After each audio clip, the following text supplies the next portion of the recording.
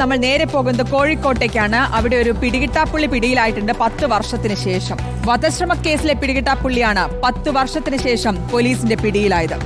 പത്തനംതിട്ട തണ്ണിത്തോട് സ്വദേശി ബിജു ആണ് കോഴിക്കോട് കസബ പോലീസിന്റെ പിടിയിലായത്. പത്തനംതിട്ട ചിറ്റാറിൽ വെച്ച് പിടികൂടിയ പ്രതിയെ കോഴിക്കോട്ടെത്തിച്ച് റിമാൻഡ് ചെയ്തു.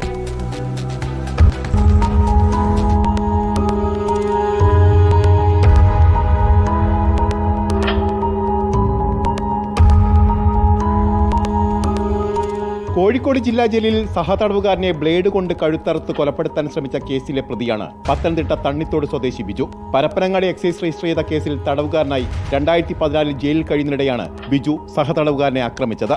ജാമ്യത്തിലിറങ്ങി മുങ്ങിയ പ്രതി ഗോവയിലും കർണാടകയിലും ഒളിവിൽ പോയി. കർണാടക ഹുഗ്ലിയിൽ വെച്ച് ഇയാൾ വിവാഹവും കഴിച്ചു. ഇതിനിടെ പോലീസ് അന്വേഷിച്ചെങ്കിലും പ്രതിയെക്കുറിച്ച് വീട്ടുകാർക്കോ നാട്ടുകാർക്കോ യാതൊരു അറിവുമുണ്ടായിരുന്നില്ല. 23 വർഷങ്ങൾക്ക് മുമ്പ് ഇയാൾ നാട്ടിൽ നിന്ന് പോയെന്നാണ് പോലീസിന് അന്വേഷണത്തിൽ വ്യക്തമായത്. ഇതിനിടെ കഴിഞ്ഞ 3-ാം തീയതി ഇയാൾ നാട്ടിലെത്തി. ഇത് മനസ്സിലാക്കിയ കോഴിക്കോട് കസബ പോലീസ് പത്തനംതിട്ട ചിറ്റൂരിലെത്തി പിടികൂടുകയായിരുന്നു. ഇയാളുടെ സഹോദരിയുടെ വീട്ടിൽ വെച്ചാണ് കസ്റ്റഡിയിലെടുത്തത്. കോടതിയിൽ ഹാജരാക്കിയ പ്രതിയെ റിമാൻഡ് ചെയ്തു.